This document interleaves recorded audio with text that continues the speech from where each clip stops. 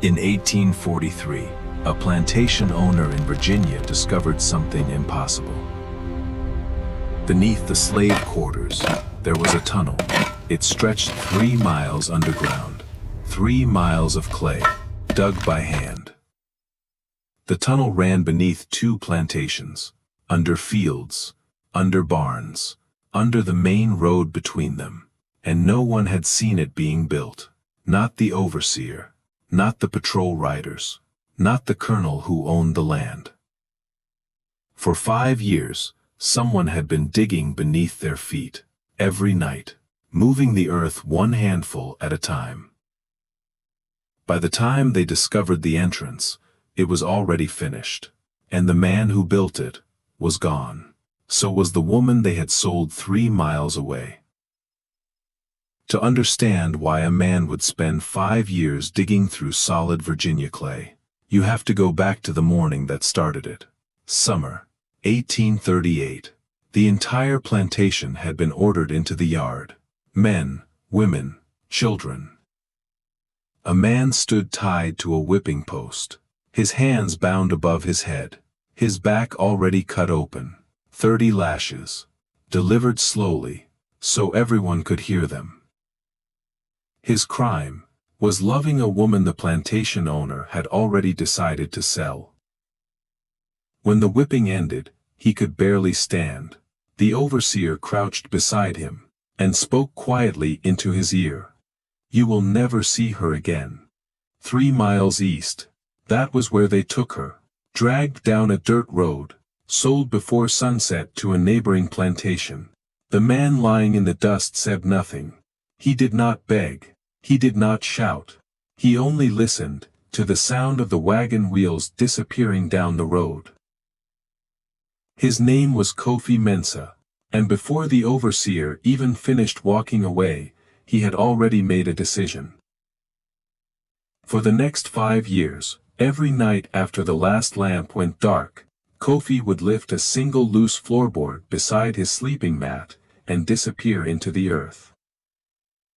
Because the overseer had made a promise, "You will never see her again," Kofi's answer would take 5 years to build. But the tunnel did not begin with the spoon. It began 3 weeks earlier.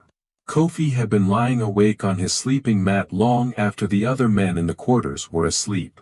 The night was thick with Virginia heat, the kind that does not leave when the sun goes down. It only settles deeper. That was when he noticed the floorboard, a narrow plank near the edge of his mat, shifted slightly from the others, just enough to leave a thin black line in the wood. Most men would have ignored it. Old buildings shift, boards loosen, things move. But Kofi had spent years studying the ground, watching the way land changes, how wood bends with the seasons, how water moves beneath the surface. So the board caught his attention. He tested it 4 nights in a row before touching it, pressing it lightly with his heel, listening, watching, making sure no one else noticed. On the 5th night, he lifted it. Beneath the wood was clay, cold, packed tight, still damp from the underground water table. Virginia clay, red, dense, hard enough to stop a shovel. Kofi ran his fingers through it slowly, feeling the weight of it, the resistance, the silence. Most men would have seen a barrier, a wall. Kofi saw something else. Distance. 3 miles east. That was where they had taken Miriam. 3 miles of land between 2 plantations. 3 miles of fields, roads, trees, barns. 3 miles of ground that every man on that property believed could never be crossed. But Kofi had learned something about land. The ground is never as solid as people believe. Water proves that. Roots prove that. Time proves that. And if water could carve a path through clay, so could a man. That same week, something else happened.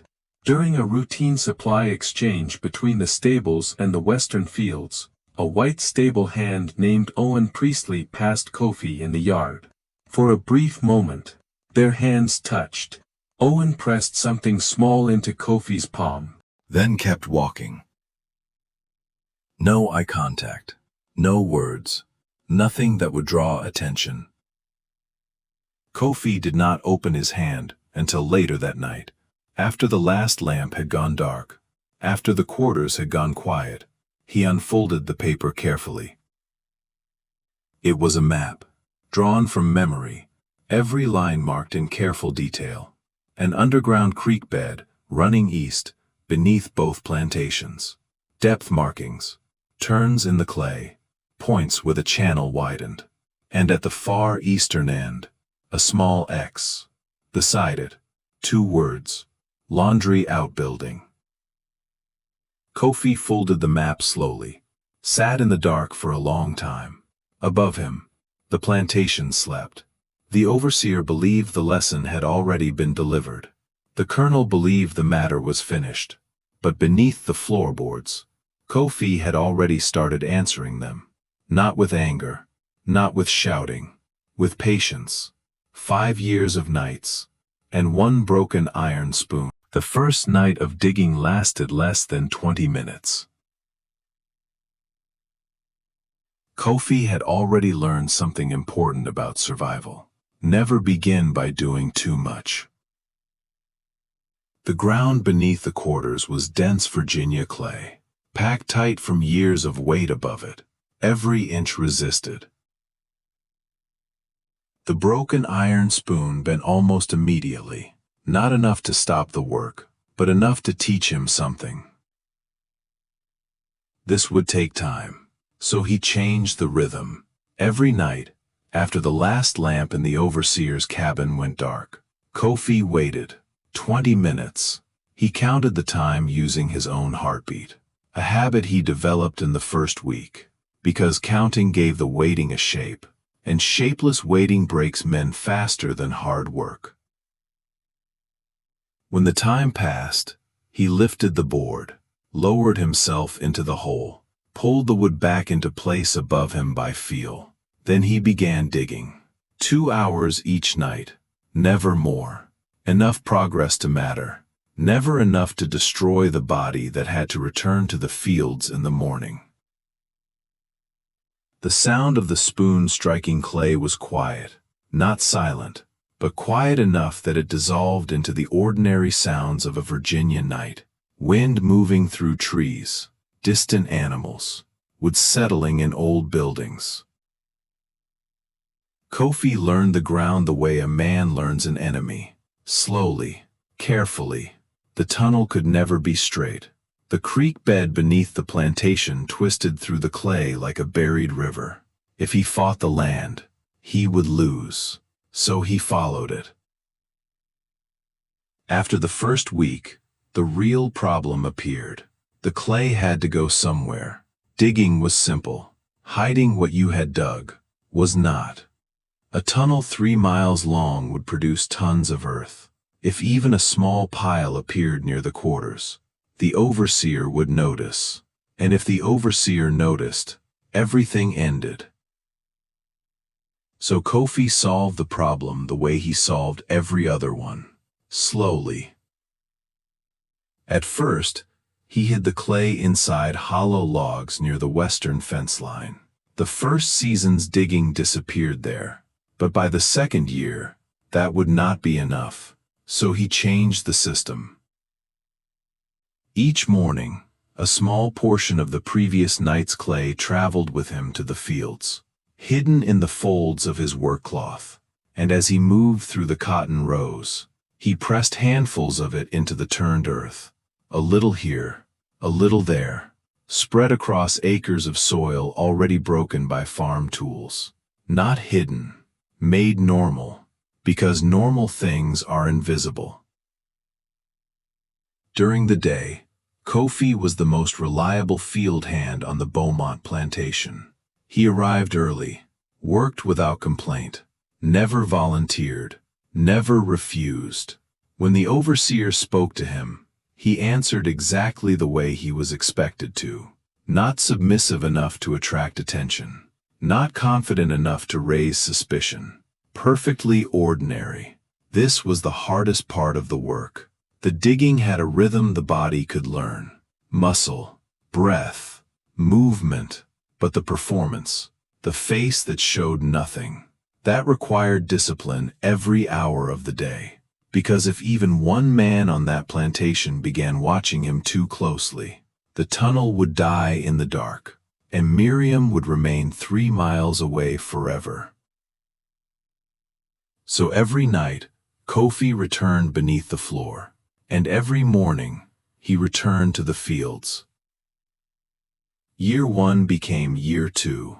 The tunnel moved forward, 1 foot at a time, 1 spoonful of earth at a time, and for 2 full years, no one above the ground suspected anything. But on the Beaumont plantation, there was one man who believed every system eventually reveals a weakness, and his job was to find it. Colonel Harlan Beaumont believed he understood his plantation better than anyone. He had spent years studying the rhythms of the land, the movement of workers, the patterns of the fields. To him, a plantation was not just property, it was a system, and systems always revealed weaknesses if you watched long enough. So he watched everything. He watched how the men moved through the rows, who worked harder than expected, who worked slower, who spoke too often, who spoke too little. Most overseers ruled with violence. Beaumont preferred observation, because violence forced obedience, observation revealed intention. For 2 years, Kofi gave him nothing. He worked exactly as expected. He slept when he was supposed to sleep. He spoke only when spoken to. A man like that disappears inside a plantation system, and disappearance was exactly what Kofi needed. But systems change. 3 months into the 3rd year, Beaumont noticed something small. Not a mistake, not even a pattern, just an absence. Kofi never complained. Most men did, quietly, carefully, but eventually the body gives something away. Fatigue, frustration, anger. Kofi showed none of it.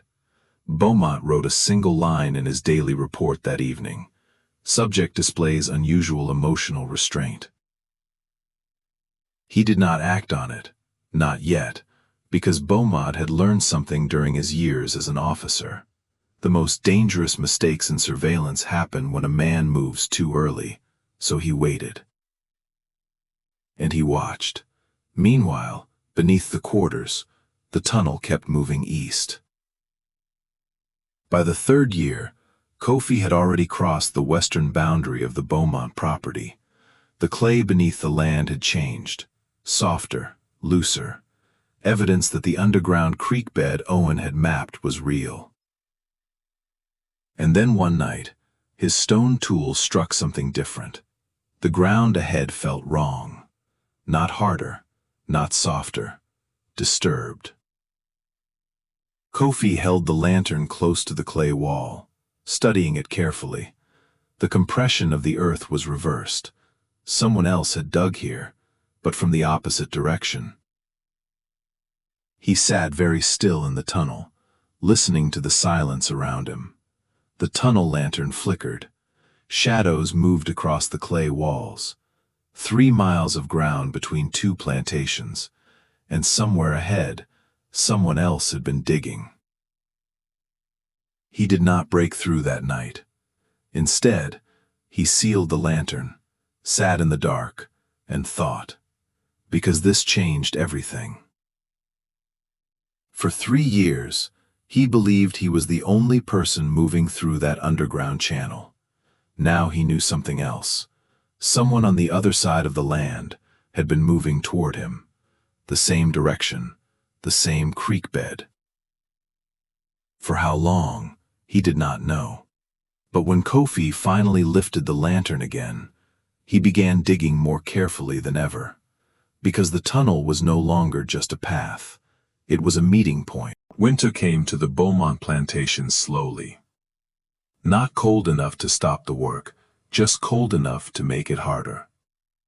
The cotton had already been harvested. The fields stood empty, rows of dark soil stretching toward the trees. Work did not stop in winter, it simply changed. Fences repaired, tools sharpened, wood cut for the long months ahead. But beneath the slave quarters, the tunnel continued moving east. By the beginning of the 5th year, Kofi knew the distance almost exactly. 80 feet. That was all that remained between him and the Harrove plantation. 80 feet of clay, 80 feet of darkness. 3 or 4 more weeks of nights, maybe less. He had hit a seam of softer earth 2 weeks earlier, ground that yielded faster beneath the stone tool. The tunnel was finally moving quickly again. But above the ground, things were beginning to change. The Harrove plantation had fallen into debt. Too many poor harvests, too many unpaid loans. By January, the owner had run out of time. The property would be liquidated, everything sold. Land, equipment, and people. The enslaved men and women on Harrove would be sent south. Mississippi, Georgia, the deep southern markets where people disappeared forever. Word of the sale moved quietly through the plantations. Information passed in the ways enslaved people had always used. Through work songs, through tool exchanges, through messages hidden inside ordinary conversations. Kofi heard the news during the evening meal. He did not react. He finished eating, returned to his mat, and waited for the lamps to go dark. Then he lifted the board. That night, he dug longer than he ever had before. 3 hours. His hands began bleeding again where old calluses split open. He ignored it. The numbers had changed. 3 weeks had become 2. 2 weeks had become days. And 80 feet of tunnel still remained. Above him, another man had begun asking questions. Amos Holt had worked as Beaumont's overseer for nearly 20 years. He understood the land almost as well as the colonel did. More importantly, he understood people. And people always left traces behind. Small things, changes in routine, movements that did not belong. One morning during his inspection of the western quarters, Holt noticed something unusual. A patch of ground near the building's foundation had settled differently. The frost had formed there in a pattern that did not match the surrounding soil. He crouched beside it, pressed his hand against the earth.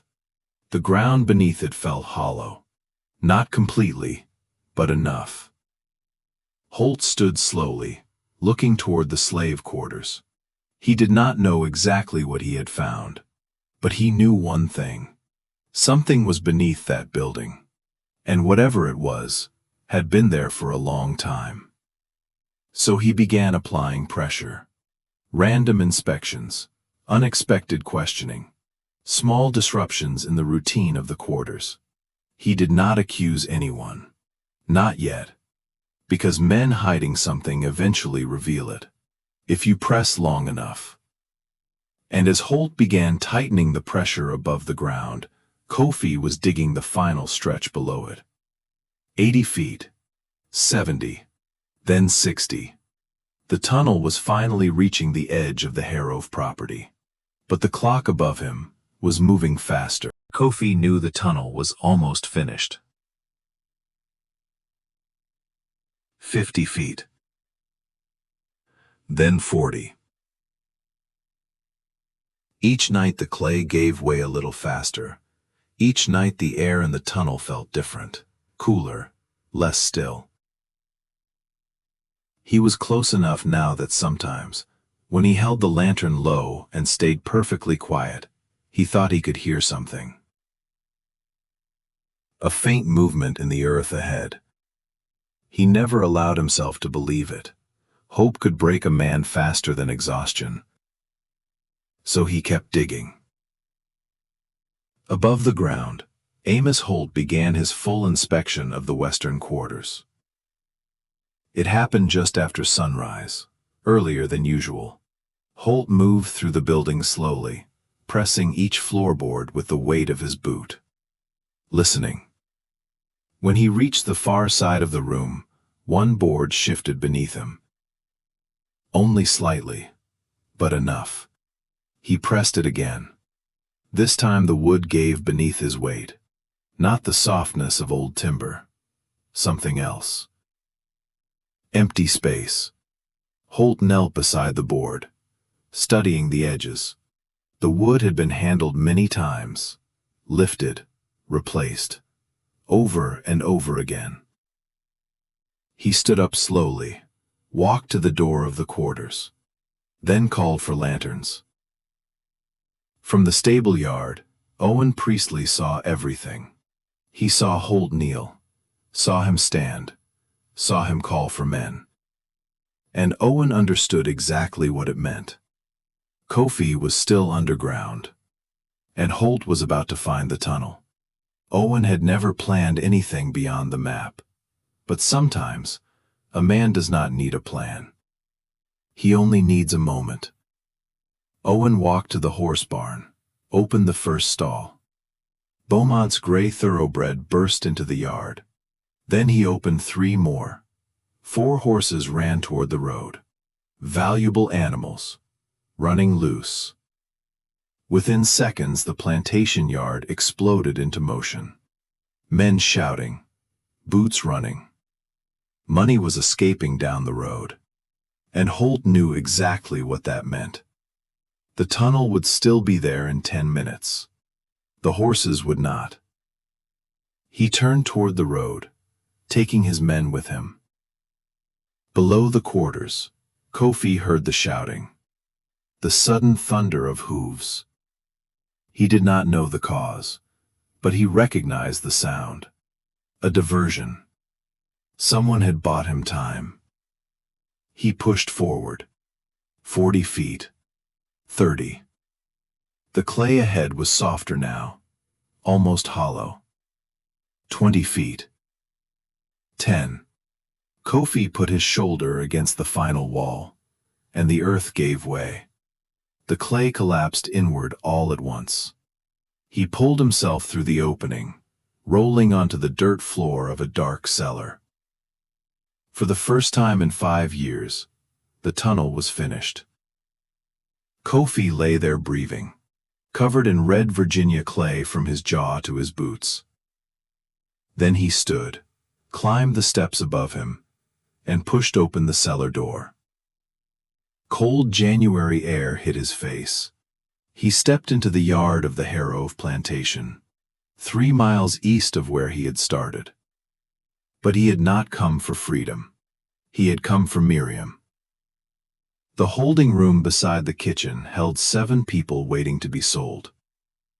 When the door opened, Miriam looked up. For a moment she did not move. She saw the clay, the bleeding hands, the man standing in the doorway, who was supposed to be 3 miles away. And she understood. Not the tunnel, not the nights, not the years. The decision. Kofi stepped forward. For 5 years, every night after the lamps went dark, he had answered a promise made in the yard. You will never see her again. Now he stood in front of her. Proof that the promise had been wrong. Before dawn, they were already moving north, following a road marked on Owen's map, 1 mile at a time. Behind them, Amos Holt finally entered the tunnel that morning. 3 miles of earth, dug by hand. 5 years of nights.